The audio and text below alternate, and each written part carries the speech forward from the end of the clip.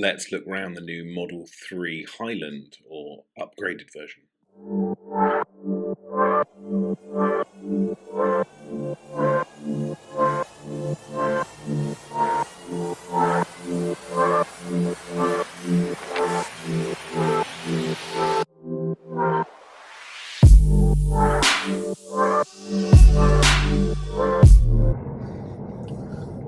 So the Tesla Model 3 upgraded edition with no stalks.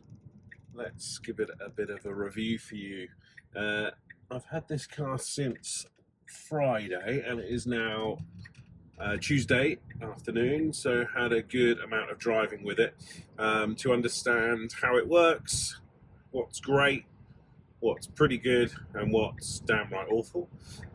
Most of the car is pretty epic. You can't complain about a car that's a bestseller across the world, because everyone knows it's already pretty awesome. It's refined throughout. You've got little bits and pieces around the car that just takes it to the next level. A few bits that are new and exciting for many people, but a slight anxiety inducing concern. Case in point, automatic indicators and their ability to cancel after a roundabout, because you now have no stalks. So this is the area here behind the steering wheel is completely bare, and I'd say largely that's been good, but it's not great. It seems like Tesla are trying to run before they can walk in some regards, and this car in the US with full self-drive city streets, the removing of the stalks, I think could be classed as a sort of no-brainer and a great idea. In the UK though, without full self-drive, it seems a little bit early, but maybe Tesla are going to announce something really exciting in the coming days, and we then get full self-drive city streets, which will give us the functionality, which means we won't really need to indicate so much because the car will indicate for us. Going onto a roundabout, it's largely fine because you've generally got a straight wheel, but as you see here, I'm going right on this roundabout here, looking in the mirrors, then I'm swapping over to a left. Now you see my hand is at the top, and then it comes round and auto indicate, then turns off. So that worked fairly well, but you will notice that your left hand, especially, well, primarily when you're doing a right turn onto a roundabout and then left off, your left hand ends up sort of up here to change over that indicator stalk, sorry, not stalk, button press, which is it's just unusual. I don't know if I love it. I don't think I particularly do. I think it's fine. Should it be like that? I'd probably argue probably not. It seems a bit early, like I said. So that's about the indicators. I'd say 8 out of 10 times the auto cancel works fine, but say sort of 2 out of 10 times you may find that it's still indicating even when you sort of want it to cancel. So again, here you'll see I'll indicate off, come around, and it turns off. So again, that was one of the 8 times that it's worked fine. Due to new legislation, I think in Europe, I'm not sure if this will come out in force in the UK, but there is this new icon here which alerts you as soon as you go over the speed limit, which on paper sounds really great. It can be a little bit annoying if you're sort of hitting the 71 and then drop down to 70. It makes the noise. You can disable it though by tapping on the icon, and this icon then changes to a sort of muted version of it, which is doable and fine. You will have to do that every time you get in the car, however, so that's a little bit of something to consider, but I'm not sure if that will actually come to the UK. This is a pre-production Model 3 standard range in right-hand drive. I think there's only about 3 of them in the UK, so it's quite a rare car right now. Tesla have given this as a bit of a loaner test drive car for me, for giving a bit of review, which is good. And generally the car is great to drive, very nimble, very quick. very easy to drive, just like all the other Model 3s. It's great, you can't go too wrong with it.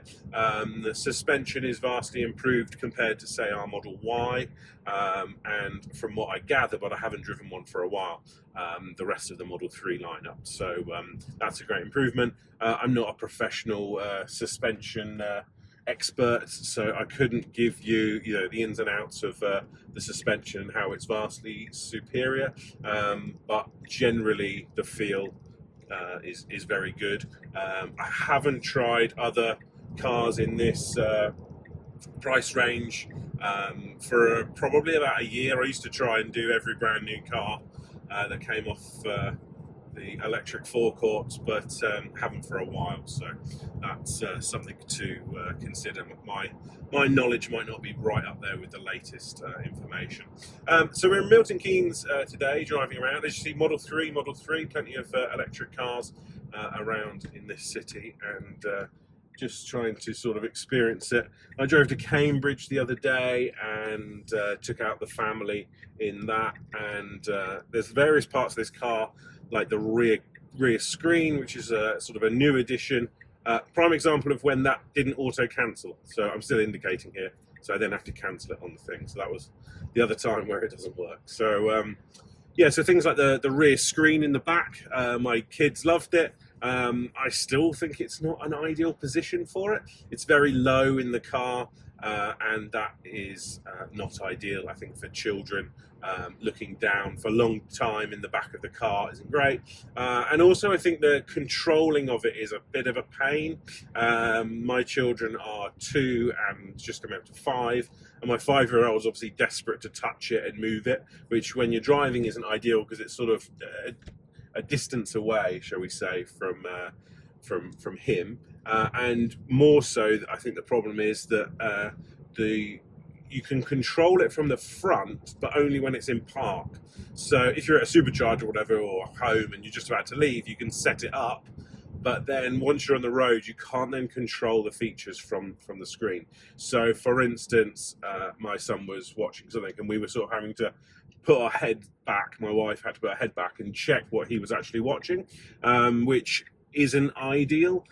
She felt quite car sick pretty quickly with that. So that's something to consider. I think they could maybe improve the functionality or the controls for it on the screen here. I appreciate you don't want to be able to watch the video whilst you're driving, that's unsafe, but maybe another way of the passengers being able to sort of control what is being played without actually showing the video content. That I think would be quite a nice feature. Or maybe the ability to control it via the smartphone app. So the passenger in the front could control the rear screen via that. A bit like maybe AirPlay mode on Apple devices, where you're sort of mirroring the screen from your device to that rear screen. The ability to control it like that, I think, would be vastly superior. The other little quirks and little features that you've got in the car is little red lights behind the 2 speaker grills, left and right, and that is designed to show you any blind spot issues with cars. So as we go past this car here, it will flash red there. I don't know if you could capture that, but it's a little red light. It's behind the fabric material of the speaker grill, which isn't ideal. It looks a little bit, don't know how to describe it, but it's clearly behind fabric as opposed to sort of a designated LED that you could see. So again, just go back to those indicators. You question yourself whether it's cancelling or not. I didn't think it cancelled then, so I then press it again. It then does another indicate session. So I think that's probably getting used to it to a point, but also it's still not ideal. When you've got a stalk there, it's down or it's up. I appreciate, though, to be fair, on the Teslas, it always goes back to that center position. On my Model S, it would lock down into position, which actually I think I still prefer. The ability to know at a glance, but also with a touch that it's dropped down. So we're going to come on to a dual carriageway here now. A little bit of acceleration up. As I said, the the drive, the feel of the car is great. You know, you can't really go too wrong with it. One thing I would like to be able to do is have functionality for sort of smart steering control. I found generally on my Model S, I keep it in sport mode. Again, auto indicates work fine then, just, you know, coming on, it auto cancels. So another good example. Sorry, let's go back. And I really found, yeah, going from the Model S to this car, the steering power on the steering mode from comfort, standard and sport just felt a lot different. I actually generally, as I say, keep it in sport mode. But I found with this, I actually wanted it either in comfort or standard. So I wonder whether there was some form of dynamic steering mode that we could enable on it, where, you know, if you're doing round town small adjustments because you're parking, etc., it goes into comfort mode. But when you're at sort of this speed, hitting 70, then you know, maybe have that functionality, you know, drop to sport. I think that would be a good shout. The interior lighting is another functionality. Just put it into Autopilot. You've got this sort of color dial here, and as you can see, you've got a surround light bar that changes. It's a bit of a gimmick. It's quite nice, though, to be fair, that Tesla have sort of upgraded the interior and given us the ability to customize your car to however you fancy. There's on, off, and then auto. The one thing I've noticed is during the day, when it's on auto, it just turns off, which I'm not sure if that's the right functionality or not. But I thought maybe you'd still want it on. I'm not sure.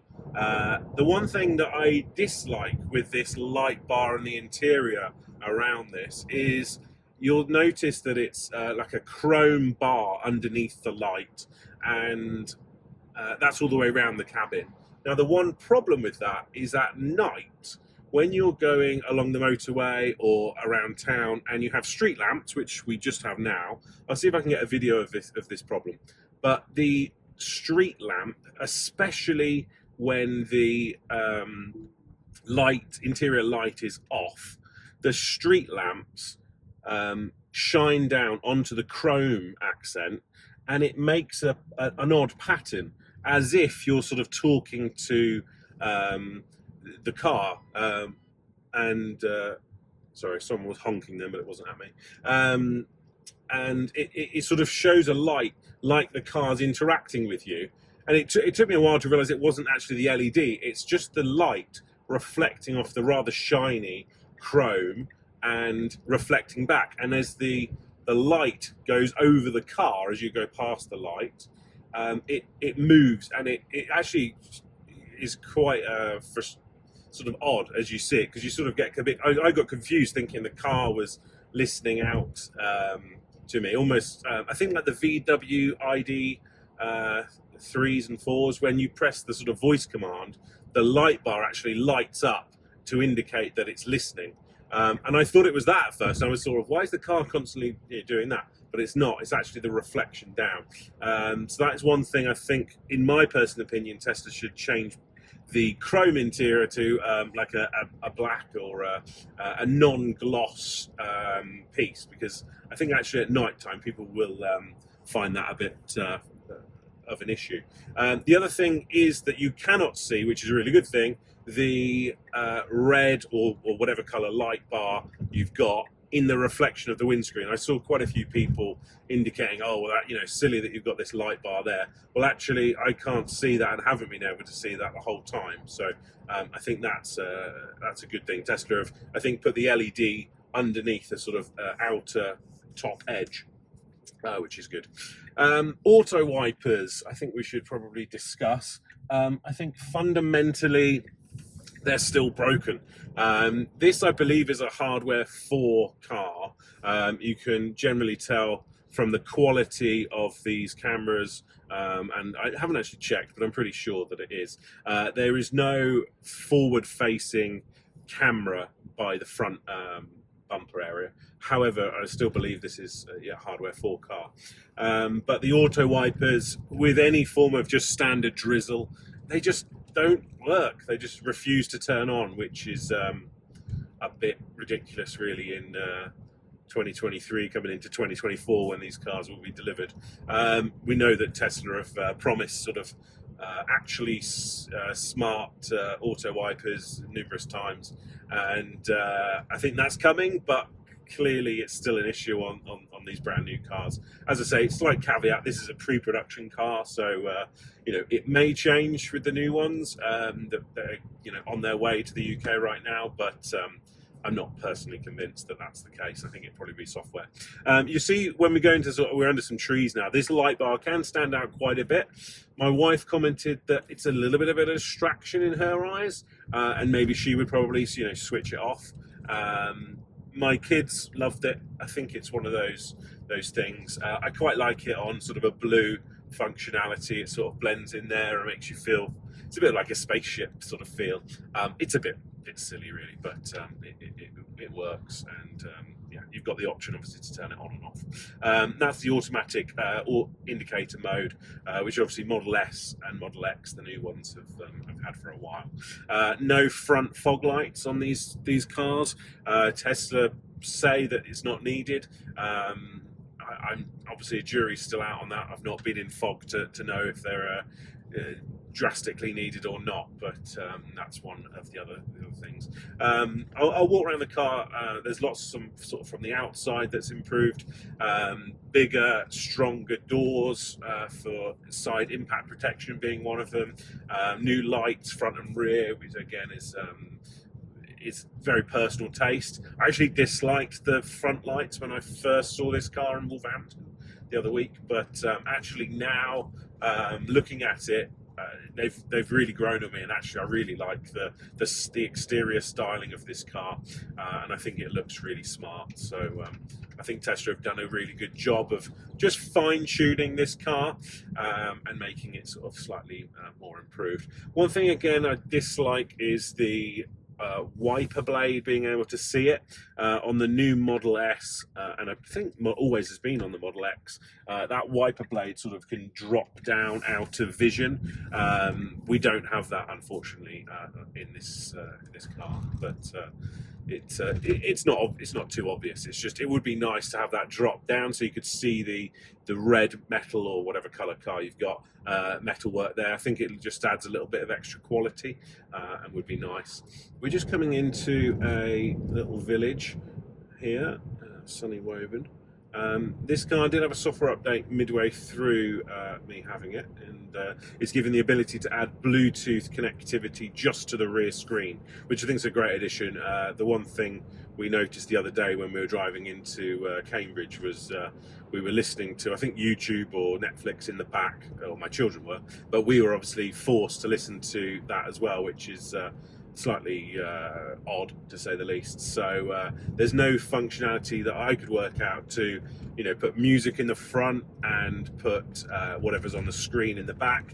I think that would be a wonderful thing. I presume audio sound waves, you know, are going to travel between the front and the back cabin, so presumably it's not possible, but that would be a lovely feature if you could sort of separate the audio between the two. I fear though that won't happen. So there we are. It's got the horn in the center, which the Model S didn't have. So this is a good example of the indicators now. So I'm doing a left and then immediately a right.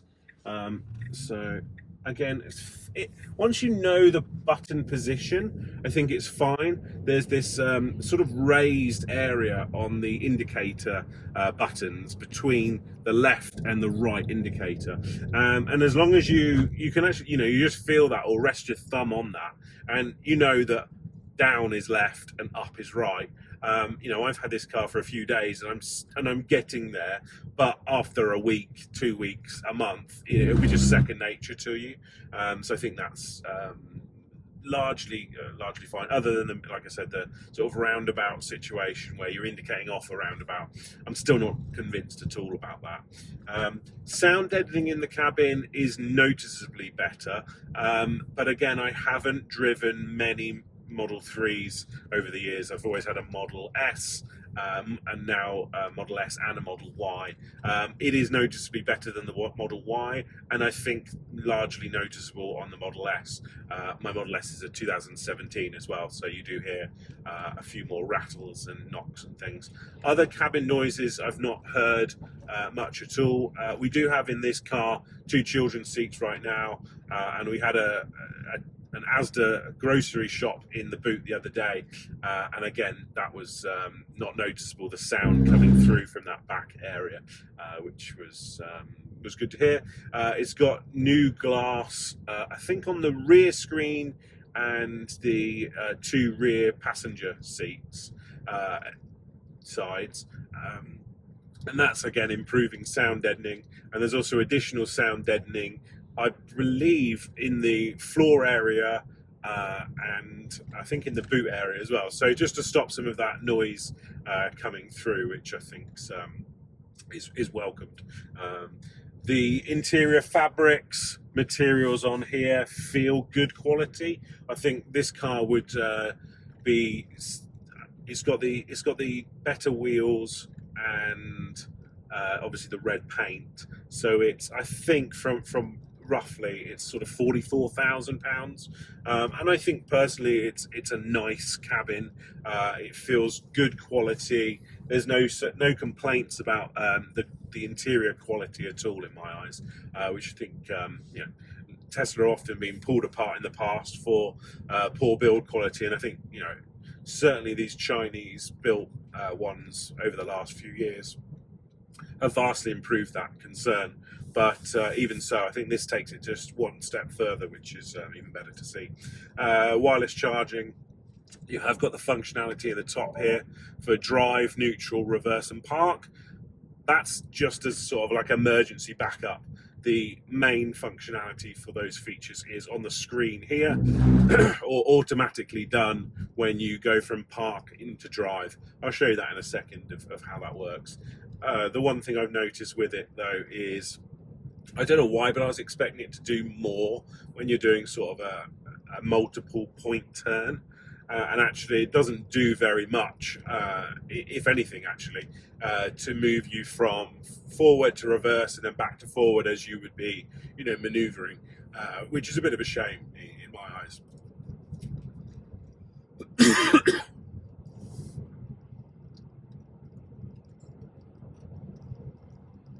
Performance-wise is good.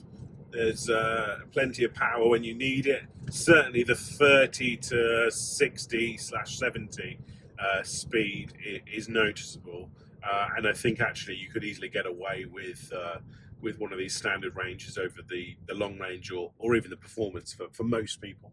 The range on this is certainly less than I would like. I think for range wise, I'd go long range every day of the week for that, and probably if they did a performance boost option, I would go for that again. Performance complete performance car, I think, is a good car. It's probably overkill for 95% of people, but it's nice to have it for those people that want it. We're currently stuck in this traffic. Interestingly, it was saying no connectivity. It's very much the same. You have a slightly smaller bezel around the screen, and they say a brighter screen as well. Difficult to say on that. I think it's quite marginal, if anything. The lack of ultrasonic sensors around the car does mean that you have the sort of wiggly lines of the functionality that the cameras produce, and I'm still not convinced on that functionality quite yet. I think there's plenty of other videos out there that showcase how good or bad that is compared to the ultrasonic sensors, but it doesn't seem to do everything that I would want. I'd much prefer the ultrasonic sensor setup. I believe that is changing. Now, one thing, if you notice here, you may see in the reflection there is actually the chrome bar. The sun is behind me at this point and reflecting onto the front of that. So I think that's probably why we're seeing that. I'm just getting this car very muddy now, going through these small little village roads. So I'm sure Tesla will be thrilled at having to clean that. That's the first time I've seen that reflective bar there. See, when you're in standard light, you can sort of see it, but it's not anywhere near as bad as I thought it would be. But with that sun behind you, I tell you what, you do see it. It's still way below where you're looking, but I'd say it's sort of a quarter of the way up the screen. I'm not sure if the camera's showcasing that, but that is one point. Again, I think that would be helped by removing that chrome and putting that to a dark, whether it's a dark chrome or some form of non-glossy, shiny surface. I think that would largely improve that slight issue. And also that nighttime issue I was discussing earlier. Wipers, when you want to just manually do a wipe, I'm trying to hit a pheasant as we're driving down here. He's decided to cross the road. There he is. So it's just a little click, and that does a single wipe, and then you can hold for another wipe with water. The other functionality that's different is you can now turn off the passenger side aircon, which I never really thought about, to be honest, but it has that functionality there for those that didn't want to have both of them on at the same time, which is nice. And I think the ability to cool the seats is a nice feature. The material on the seat is very nice. It feels very soft, leather-like seats. The perforations in it obviously give you the ability to cool the occupant. And my wife was commenting to say how the heating on the seat seems to go further up her back and up to her shoulders, which I don't know if that's any different to the other cars that Tesla have had in the past with their heated seats, but she did mention that, so that's I thought was worth a shout out. The cooling of the seats, though, I always find a bit of an odd thing, and I don't think I've ever had it on when I've had a car with it. I appreciate on a nice hot day, maybe that would be something I'd like, but it's nice that it's there, and for the people that want that feature, that's great. Other changes, the new center console, which is a nice quality all round, feels good. Again, it's got like a perforated top piece on here. My only slight concern with that is whether marks with food or anything like that would get into those little holes. The one that always springs to mind was when somebody had I think they had a 1 kilo or 750 gram Cadbury chocolate bar, which they left on, I think it was a Model S or Model X seat, which had the perforated seats, and that chocolate dripped all the way through those perforations on the seat. Now, this top here has like perforations, like I said, but they are much smaller. But maybe that would be a concern for food, etc., to get lodged in that, and also the seats. Cruise control or autopilot, etc., feels very much the same as sort of the Model Y that we've got, and the other Tesla vehicles that are currently on the road in the UK. The one change that I've noticed is you can do a one press on the wheel, and that will allow you to go down into autopilot straight away, which is quite nice. You can also change that to a double tap as well, which is convenient for those features. You've got a voice control button as well on there. I've not really had the need for using that.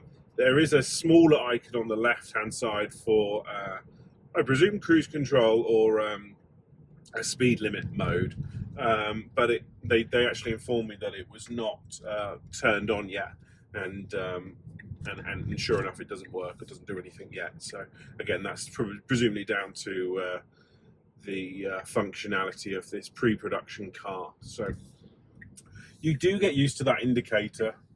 As I said, it's a bit of a change the way you think, and yeah, it's a bit different. I'm not sure it's better, though. That's the key point. And if it's not better, then, well, it arguably is worse, right? So that's just something to consider. One thing I noticed in this standard range was the sound of the rear motor when accelerating. Not sure if it's supposed to sound like that. I think it probably is. It's just that maybe I'm not used to it because I've always had an all-wheel drive 4x4 sort of motor at the front, motor at the back, and it's therefore more noticeable that it's at the back of the car than at the front. But it just made a little bit more noise than I'd have liked when hard accelerating. But it's a fairly minor thing, and when you're doing sort of standard 30, through a village or whatever, then it's not a concern at all. But yeah, overall, it's a great place to sit. It's comfortable. The seats are nice, comfortable. They're quite figure hugging, although I appreciate I'm a slightly larger build than most, so maybe it's slightly to do with that. But I feel comfortable in these seats, and I think long journeys, etc., would be more than adequate. Rear seats, obviously, I've not sat in those for a long amount of time, but I think you will find that certainly a tall person in the back seats on a long journey may start to complain about comfort there. The height of that rear seat compared to the floor just doesn't lend itself to tall people in the back. So you're going to get anyone that's tall wanting to be in the front, which is understandable. Also, the boot is always the sticking point for me and my family setup. It just doesn't work for us.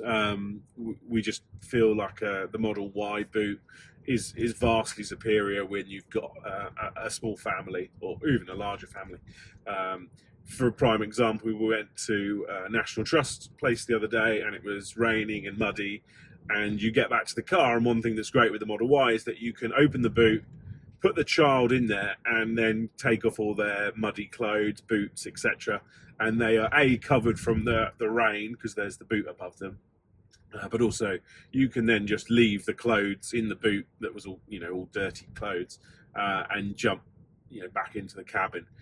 With the Model 3, though, when we did it, it was a bit of a right, let's take off their overalls, waterproof overalls, on the outside of the car, and then put them into the boot, which wasn't great. So again, I really wish they could change the boot layout on these Model 3s, but c'est la vie. It's not a thing, and clearly they want to sell more of the Model Ys for families, which I get. Right, so we start back in the Model 3 upgraded edition, and I've just jumped back in and put the seatbelt on, and you'll see here it then says tap to activate drive, and this is all to do with the automatic gear selection. So I press my foot on the brake, it then shows that the forward momentum is selected, and I've not touched the screen or done anything there. I'm going to then put my foot on the accelerator, do a little indicate out, and pull forward. So that's automatically judged that I need to go forwards, and has, sure enough, put it into forwards for me. Now, if there was a wall or a car or a hedge or whatever it was in front of me, then it would have pretty sort of 99% of the time done the right thing and say, right, there's something in front, let's whack it in reverse, because that's clearly the direction of travel that this person wants to go in. Now, the change or the issue, I would say, with that is when you come to do like a 3-point turn in the middle of the road. I was under the impression, clearly wrongly, that the car would go and initiate the change of gear based on what it saw in front. So, for instance, if I come to a stop, because I've turned, say, into the middle of the road and come towards this hedge on the right at slow speed, I then assumed when you put your foot on the brake and came to a stop, it would then put it into reverse for you. But it doesn't do that, and it requires you to do it on the screen.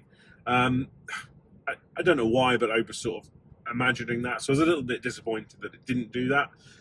Whether that will happen in the future, maybe by software, we'll have to wait and see. But it's not too much of an issue to move your hand up to the screen here. If you imagine your hand was here and you were going to a gear selector, I mean, actually, I think it would probably be on the other side, but it's actually not much of a distance to do that. However, there is some distance. It's probably sort of double that distance, which for some people they might find frustrating. I think my advice for anyone that's contemplating one of these cars is to go and drive it. Like anything, go and feel it for yourself. Go and compare it potentially to a previous generation Model 3 or maybe a Model Y or any of the other cars that you're sort of taking your fancy, and just see what it actually feels like to use these features.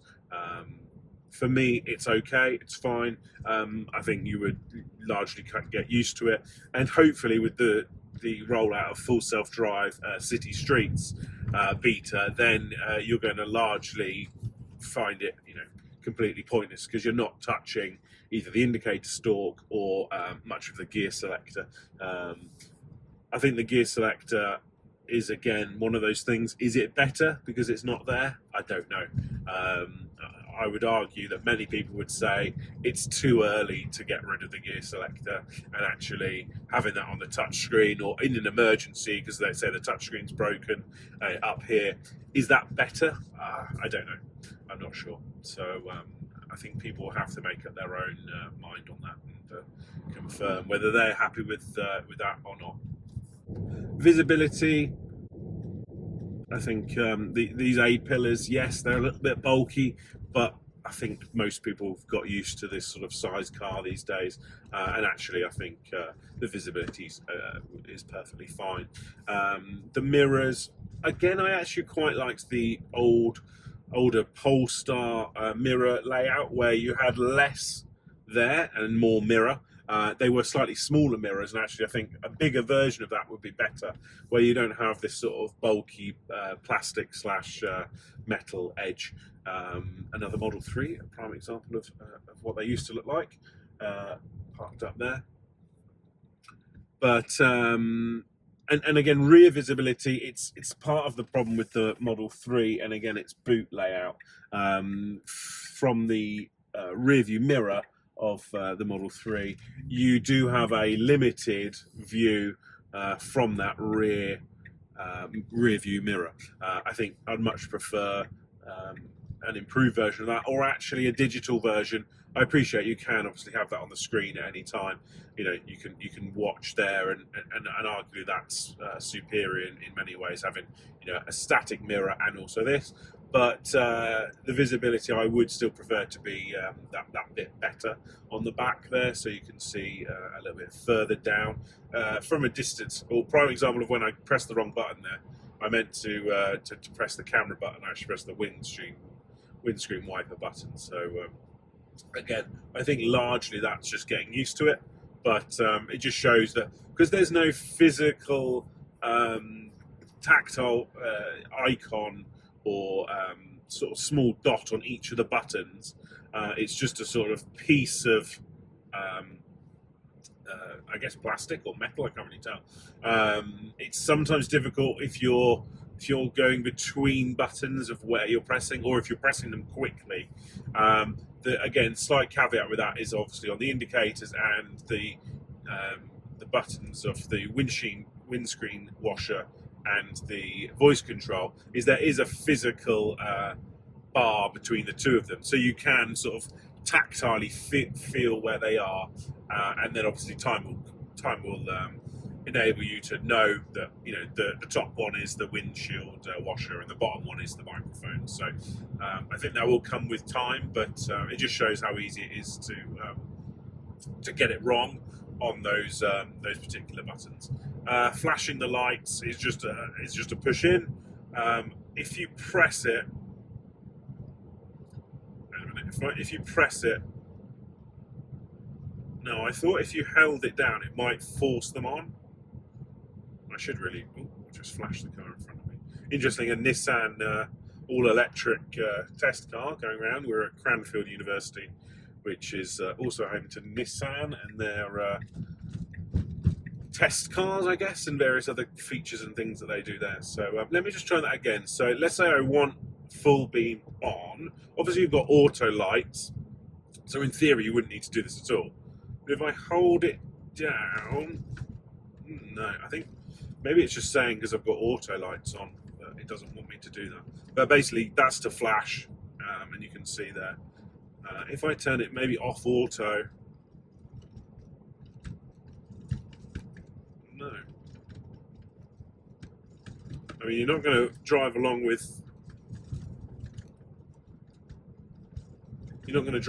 with your finger on the light button the whole time. Just wait for these other cars to go before trying again. Unless it's a double press. No, it's not a double press. Maybe I'm being completely stupid here, but it does not want to. Oh, it's because I've got that selected.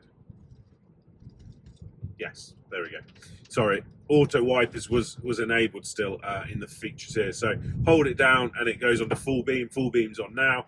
Click to turn it off. Ooh, I just got a. Hopefully I don't get a puncture on this this press car, because we've just gone past a man cutting his hedge in a big tractor.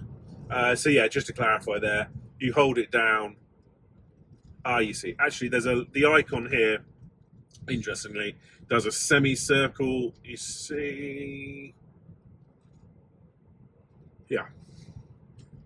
It's not the most intuitive, to be honest, but yeah, you can see that circle. I'll try and zoom in and show you.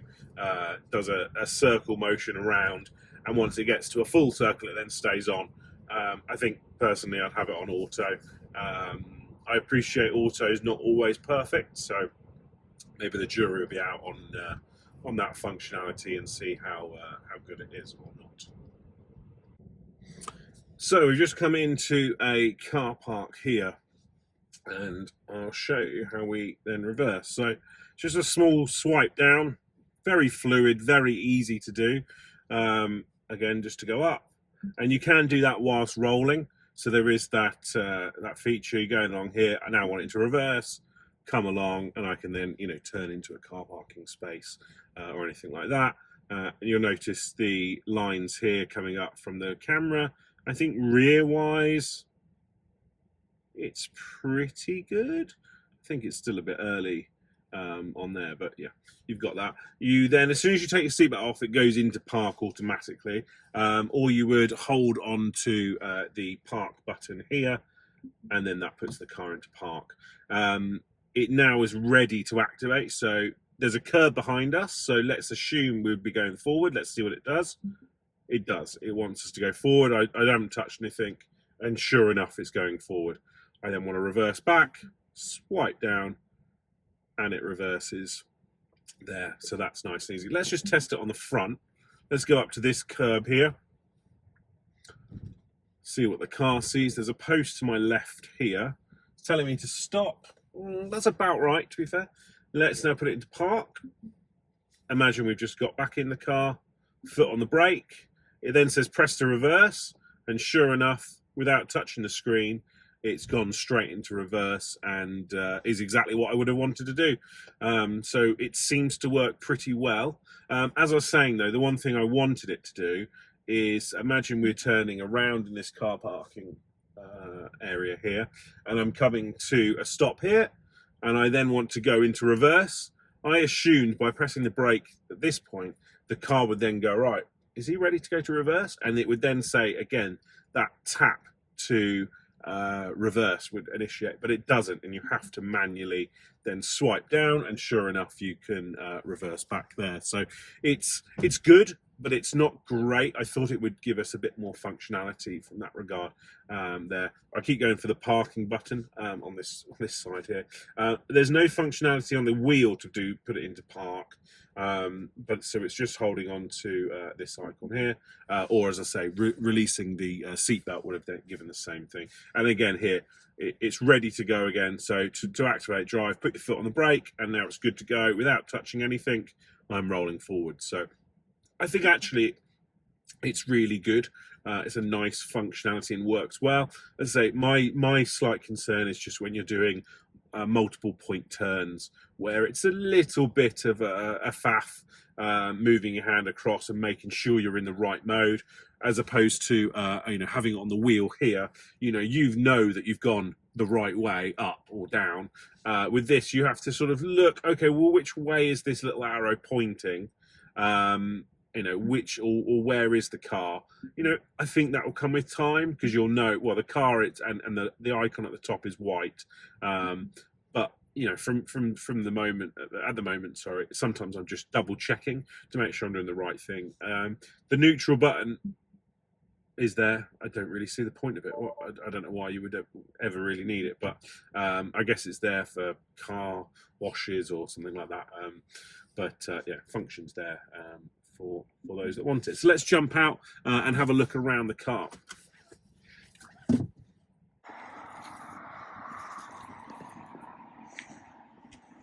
So this is obviously the Ultra Red Model 3 with its new lights on.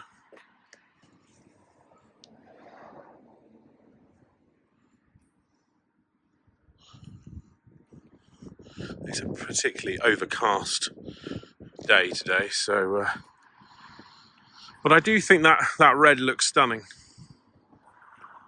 I personally would have blacked out wheels, and I'd probably get just a little bit of a change with the calipers. Maybe change those to a matching red would be quite nice. But I think it looks well. Looks quite orangey almost in this light, a little bit of orange to it. These front lights though in particular, I must admit, I do like the look of them now. I wasn't a massive fan of it at the time when I first saw it, but I think they look real smart and look more like the Roadster than the old ones. Cameras on the side here. Not sure if they're the bigger versions or not. Let's see if I can zoom in. There you go, you can see them on there. And sure enough, on the top there, bit difficult to tell from that point, but I believe they're the hardware 4 cameras on there. Just check on the rear. You've got this one here, which you're not supposed to wipe with your finger, I'm told, but I've been doing it for years. It seems to be all right to me. Going on to the rear lights, I've actually just turned off again, but I think the rear does set it apart from all the other Teslas that are about. And you can see there that when the boot opens up. The one thing I did notice with this car is that there are lights in there, but I actually didn't think there were any. When I first was testing it, I noticed that it was quite dark in here. So I do wonder if Tesla could either upgrade those, or maybe some third parties can upgrade them. Plenty of space though. And what is noticeable compared to the other Model 3s is this area down here is there. And also there's an area down here which is a little bit of extra space. I'm not sure exactly how many litres extra, but it's there. This is the piece that I was telling you about, which I still think is what I would get rid of if it was me, if I was Mr. Tesla. There's clearly a structural bar there across there, which I think is part of the issue, but the ability to have a dog's head, not a child, I nearly said child, a dog's head up into this space here, I think it would just set this car apart and allow dog owners to really use the Model 3's boot area, which I think is sadly not as great as it could be. But I'll let that shut down for you there. There's these rear lights at the bottom are your reverse lights and also hazards when the boot's open. So let me just show you the hazard lights. This car stayed on. So we press the hazards at the top there. Let's just go out. And you can see the standard hazards on there. And then when I open it up, it then opens, still flashing on the top, but it's then got these additional ones here. And then I think either side of those is where the reversing lights sit. So I think that, and then you see as it comes down, it then actually keeps both. Oh, it doesn't. Then it turns them off. So I think that looks neat. Just a bit of a walk around the car for you. I've always think this sort of angle looks the best personally.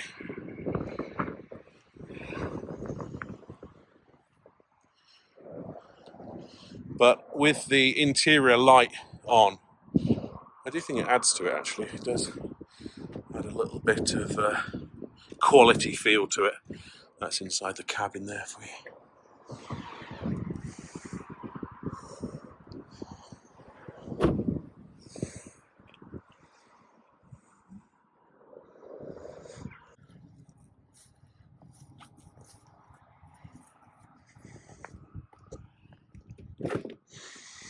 You can see the screen there at the back always shows this message here when it's not in use. It says display lock enabled. You've got a couple of USB-Cs there. This new air vent on the back there. Other than that, it's very similar in the back, other than obviously the rear materials and lights and functionality. A couple of questions were about lumbar support. You've got obviously up, down functionality. A little bit of noise to that motor, but overall seems fine. Going back to these perforated seats, we've had 2 kids in the back of here, albeit without any food, but their usual collection of dust and dirt. It seems to have managed to come in a little bit, so I'm just about to give it a hoover before giving it back to Tesla. But the one thing of note, which I'd be slightly anxious about, especially with young kids, is food getting into these perforations. So I personally would get a seat cover protective something.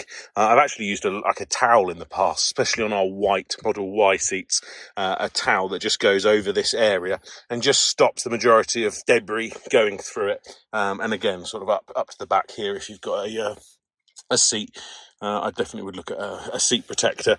Obviously, it depends on their age or how dirty they are, or if you allow food, obviously, in the car.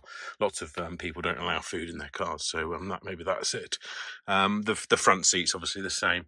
I'd be slightly anxious of getting food into those. There was the one story of a big box of chocolates melting on one of these seats back in the early days of Model S, and that's always scared me with the perforated seats. But this is obviously the view from the back, minus the Dyson vacuum, which I'm just about to give the car a bit of a clean on. But yeah, I say these materials are nice. I think they maybe not quite so nice on the rear compared to the front. They're about the same. This top piece isn't particularly soft, but it obviously does the job.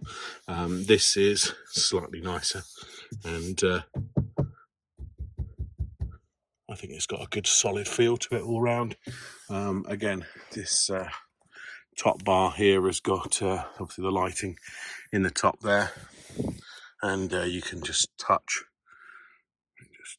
it on and off like that. It's nice and simple there. But yeah, rear space is good. You can obviously adjust these up and down as well, should you need that.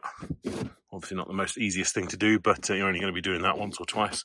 But that's a nice little addition as well. Overall, I think the cabin's really high quality, and yeah, it's just that little bit upgraded compared to the other cars. So yeah, good to see. And then on the rear seats, you have this.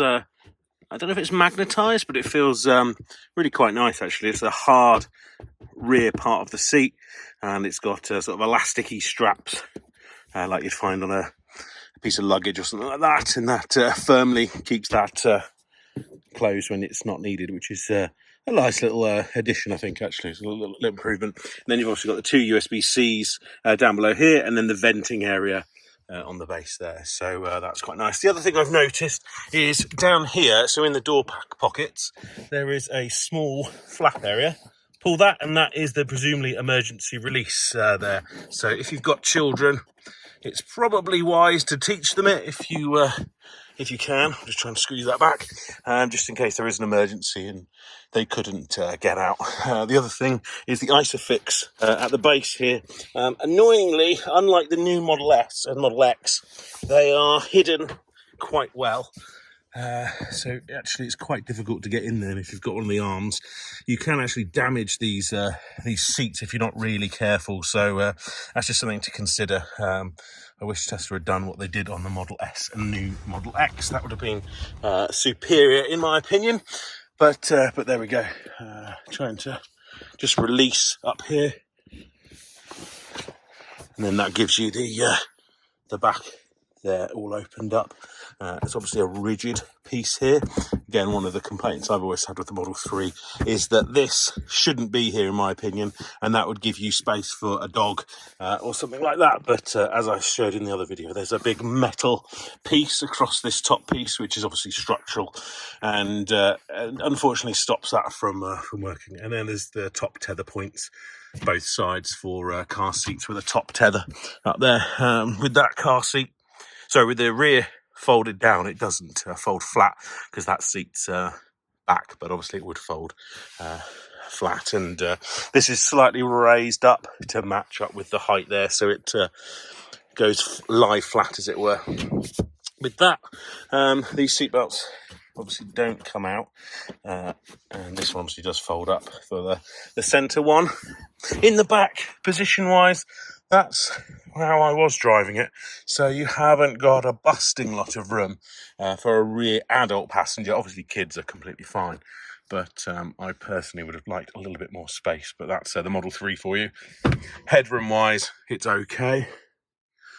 Let me just swap this round. Head height,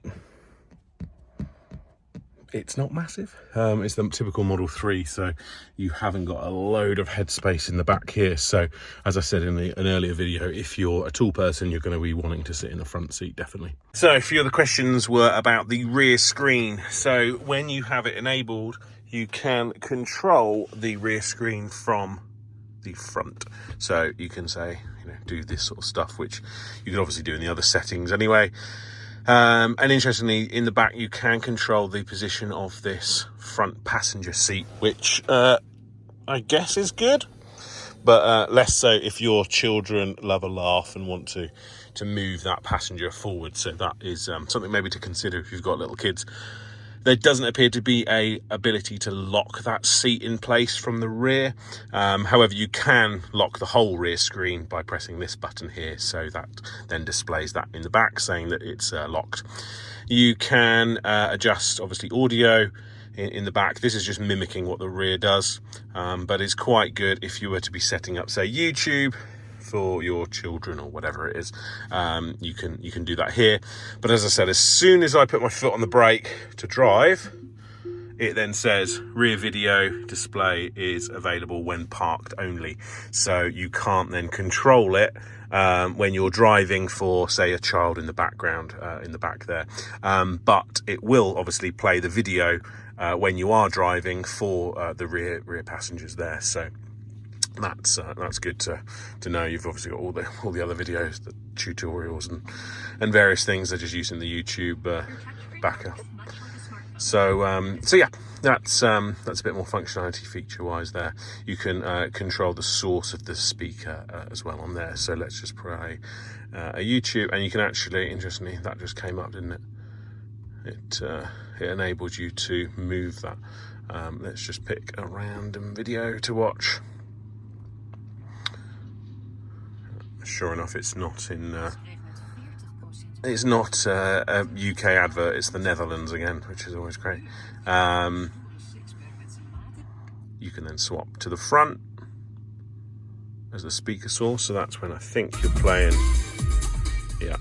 audio from the stereo system. We can push it to the back and go from there.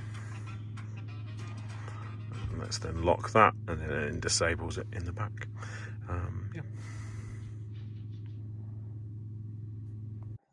So inside the back of the cabin here, we have the centre console for the rear seats. It's sort of magnetised at the top there, and holds firmly in place when obviously it's not needed.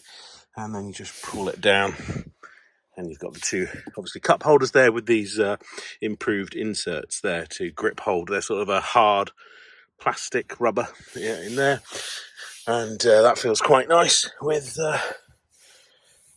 with the centre console there, and obviously the screen in between here. And I'll do this. Sorry, Tesla, but that's perfect now. Going into the rear, as I've got children's car seats in the back here, but it certainly feels a lot smaller than the Model Y. And this particular seat, albeit if it's a few years old, does feel a bit high in the back here and is very close to the seat there. This is obviously a child seat protector on the front, but this light on the here looks good. I think these materials are really nice. It'll be interesting to see how these last, especially if you've got children. And I can imagine grubby fingers of children on here would be a slight concern of mine. So I'd probably look at getting that coated or protected with something like Scotchguard or whatever the equivalent is for automotive cars these days. Looking at this area under here, you've got this solid chunk of metal which locks into this area here, which is supposedly something to do with the increased side impact protection that this car has got. One thing I think that is good is this is now one integral part, so it seems nice and easy for Tesla service to remove should it ever have a fault, which is always good. Nice and easy to pop off, I'm told. Tesla service had a little look at it yesterday as I drove it down and showed them. So somebody has just turned on a massive diesel generator over there. So let's hear it, if we can hear it with the door shut, with this new sound deadening. Actually, it's not a generator. Well, it is a generator, but it's attached to a leaf and branch destroyer. You can certainly hear it, but it's not. To be fair, this door is open. How loud is it?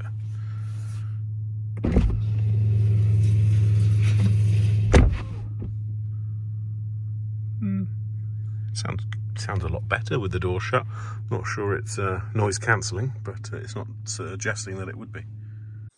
So these are on the Hankook Ion Evos, which supposedly the T standard wheels that will come on this car that were supposedly specially designed for this car, but I think a few people have said that it's the same as the standard one that's out at the moment. So it's got this EV mark on the bottom there. Not sure if you can see that, but can't see any T standard on it. It's not a T spec. Oh, sorry, that's a lie. It is T0 spec on there.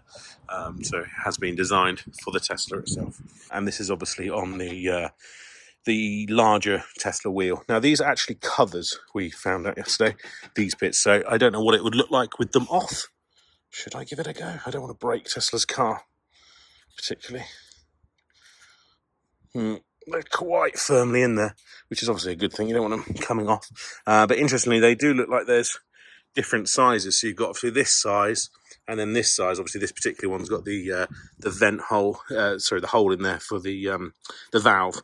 But it looks like there's two different sizing, smaller one and then a larger one. So if those do get damaged, it might be 3 different part numbers maybe for those. But that's something just to consider. And obviously no mud guards on the front or back here. And I would be tempted to potentially PPF this outer edge here, because that is bound to get stone chips on the front there, on the back there, sorry.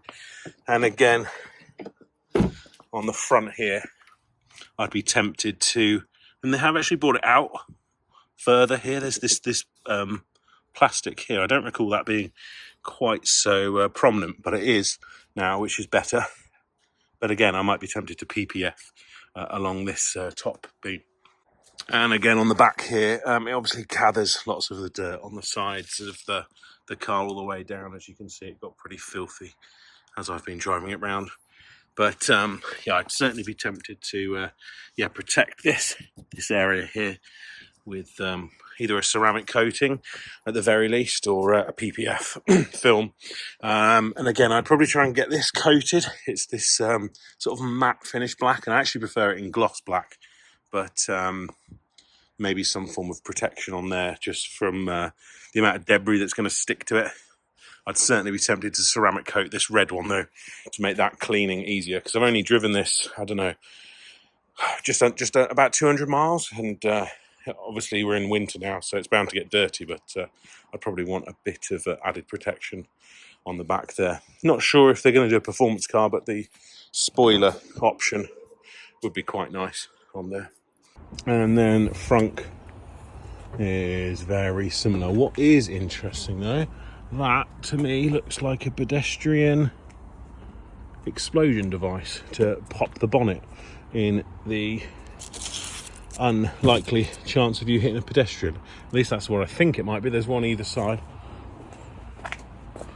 coming up here. That's what it looks like to me. Maybe someone can tell me otherwise and let me know. This looks quite beefy actually. I don't recall it, and I'm not sure about everyone else's thoughts, but that seems to come up quite a bit higher than maybe I was expecting, but I'm not sure. The standard towing eye little button, little light, which is also a button to release there, and the windscreen fluid right at the front there, which I think is moved because didn't it used to be up here? At least it is on our Model Y and my Model S. It does look like it allows lots of leaves in.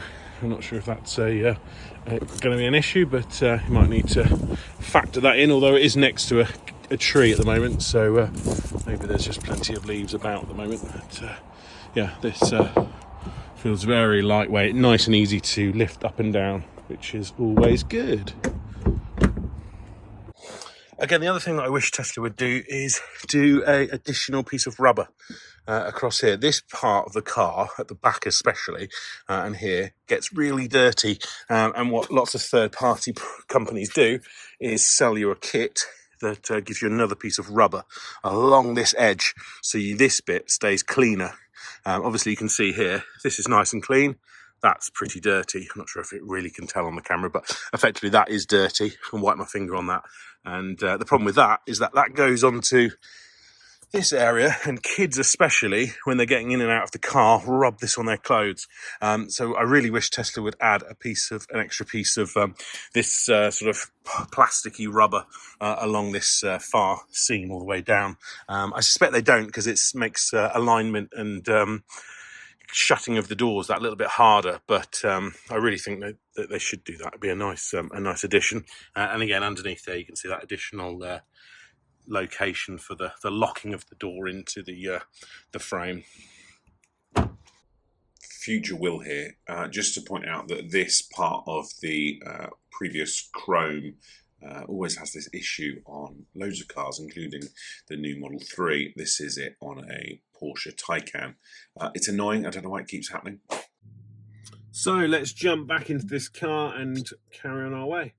Again, not had to touch the gear selector at all there to go into gear, which I think is a really nice feature, and it works very well as soon as you get into that car. And actually, I think I would prefer that option maybe via software in our Model Y and Model S. The ability to just jump in the car and it know where it thinks you need to go and put it into the right gear. I think that's really nice and works really well. But overall, I'm quite pleased with that gear selector. And so the auto indicators, I think, is more of an issue for most people.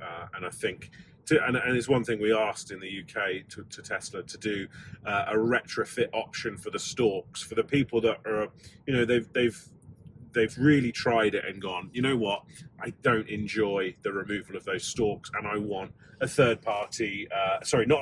Tesla approved functionality here. I don't know how, I'm not an engineer to know how easy that would be to integrate, but from what I gather, there are third parties already offering that service for Model S and Model X, the new versions of those. So presumably it's going to be a matter of time before there's a third party option for Model 3 and Model Y. And actually, I think 99% of people would prefer to buy it directly from Tesla. A bit like how you can upgrade or change, I should say, the yoke steering wheel to a wheel steering wheel for Model S and Model X. Most people would prefer to buy it direct from Tesla, knowing full well that it will come with warranty. It's not going to be a concern for the software of the car or change the functionality of the car too much. So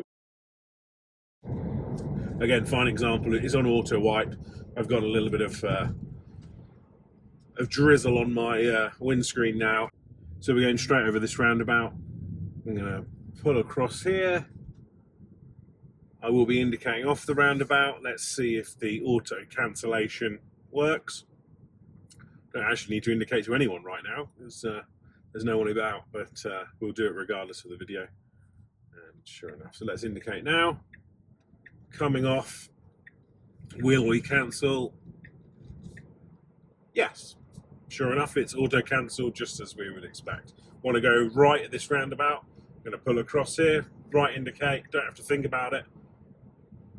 It auto cancels. Going to indicate right. We didn't beat the traffic light that time. Let's just wait. Again, all the features of this car, which I love, you know, automatic braking to a stop without having to touch the brake, thanks to the regen braking and those powerful motors, I think is great. Anyone that hasn't experienced electric cars and the real strength of the automatic braking to a stop with regen braking is missing out. I think it's superb from that regard. You can see from here on the camera, possibly, we can count 2 cars either side, 3, 4 behind. Coming off here, so now my hand's going to do an indicate about now. So I had my hand around, doing a left here. Will it cancel? No, it won't. I will continue off anyway because I was going to go to Tesla service centre, but I wanted that to cancel. It was only convenient that I was having to be coming off. I'm sure the Tesla system is not that smart to know that I was going to go to the Tesla service centre. So this is where it's a problem. I'm like, oh, where am I going? And I wanted to click underneath and I had to swing my hand around because the wheel's upside down. And that's where I feel like it's a bit confusing, and I don't think time will improve that very much because the wheel's the other side round. You've got to think to yourself, well, wait a minute, I'm going right, but I want to indicate left, but the button's the opposite way around and on the other side now. I just don't like that. It does not work in my brain. Maybe time will improve that, but I don't know if it will.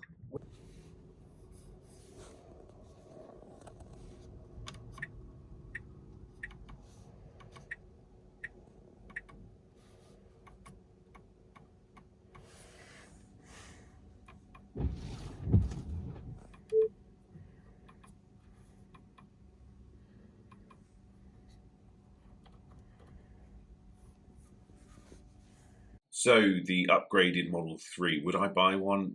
Probably not. That annoying boot area means it's not great for me personally, but obviously not everybody has a dog or loads of kids to put things in the back. So for me it's a no, but for other people I'm sure it's a big yes. The changes that I've seen in the car is great to see. Lots of small but useful refinements. Obviously, there is that big caveat with the removal of the indicator and gear stalks. Is that for everyone? I don't think it is. Is it fine for most people? Probably. It's all about getting in the car, giving it a go yourself, and go from there. Hopefully you found this useful, and if so, let me know in the comments. And if you've got any questions, also let me know in the comments. I can see if I can help further.